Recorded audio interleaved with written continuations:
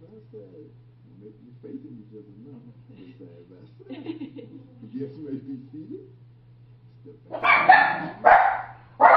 Look it over to me. Darla, you put your hand right behind you. It's this. No, it's this. Right. It's this. I like to see the smile because this is a joyous day.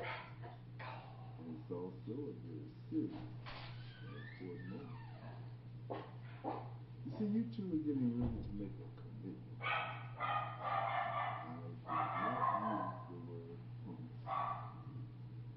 I did not use the word promise because we make and we break promises every day. People will promise you the day and the hour that they will call you at home on your home phone. And there are some days you can stay home all day long and they don't even call you. So what I'm trying to convey to the both of you is much, much more than our definition of a promise. A commitment is I'll go when I don't want to go. I'll do, although I really don't want to. Why? Because I made a commitment that I will. This evening, the both of you are getting ready to make a commitment.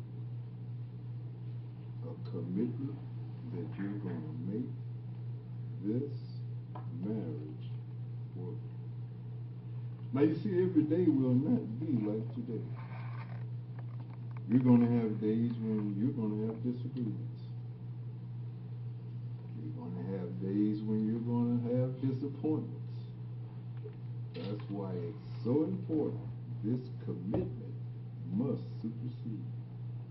It must be larger. It must be more important than any disagreement or any disappointment you might ever encounter. I only know one way you can have a commitment that large, and that's if the both of you make a commitment to God and ask God to help you in this marriage. Now you see, God knows all about marriage because He's the one that ordained marriage. Man did not come up with this idea. God did.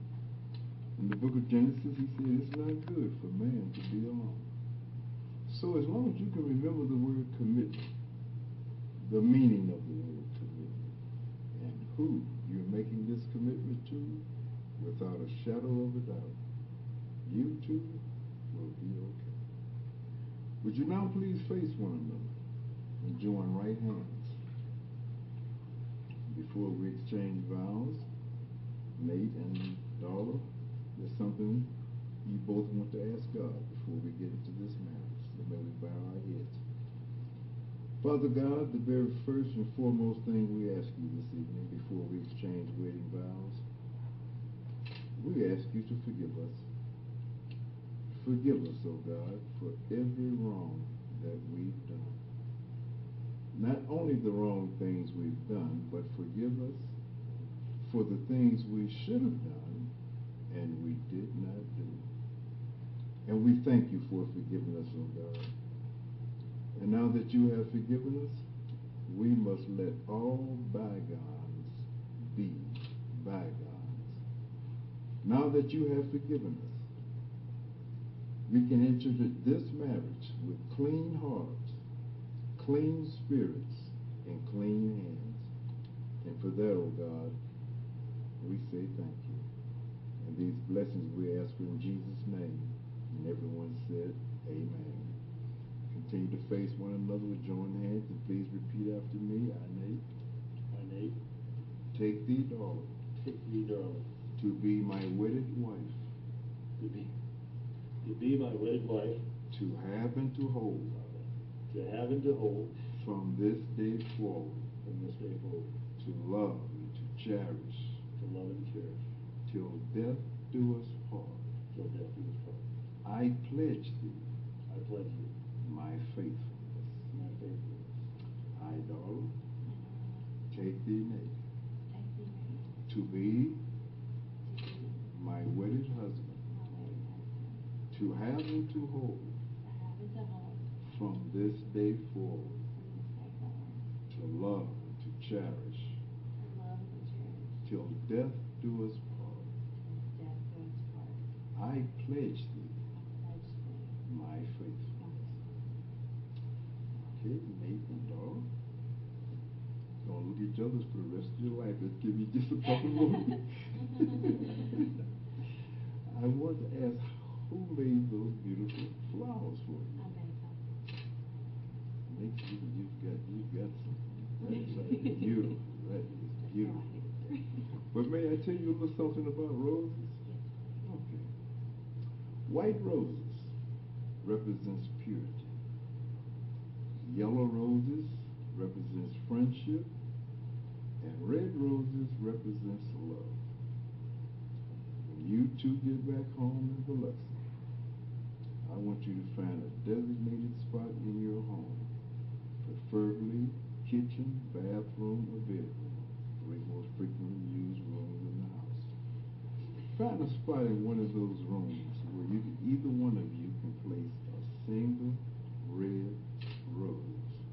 If at any time you feel as if you're being neglected, feel like you've been misunderstood, feel like you've been disrespected, or just feel like we need to talk, get a single red rose and you place it in that designated spot. Now when the partners see that red rose, that's a 911. Whatever you're doing, you stop. Honey, baby, whatever you call each other, let's sit down and talk. You are not sitting down to argue. You're sitting down in the presence of the red rose. And the red rose represents what? Help them, audience. So everything you discuss, it must be done in love. Now the both of you know the true meaning of nipping it in the bud. do you have a ring for the bride? On her left hand, ring finger.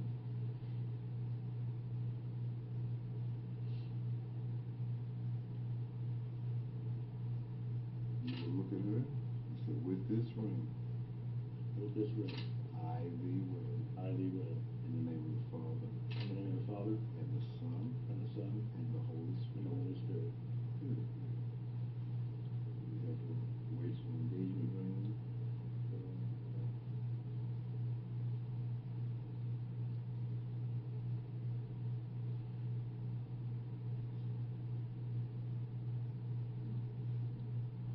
On his left hand, ring finger.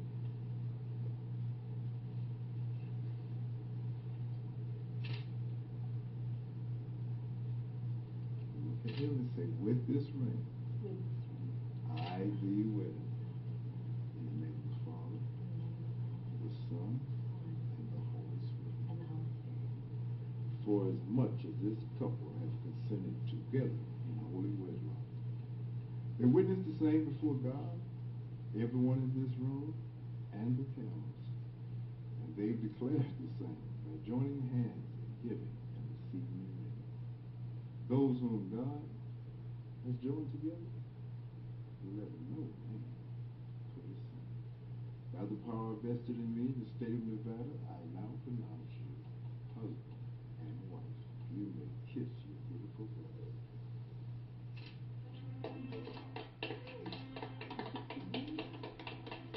Congratulations, Nate. All right. Darla, best wishes. What's your last name, Darla? Jourdan. Almost got it. I was when you was gonna get the red rose if you had said something else. Well, say it again. Mrs. Who? Say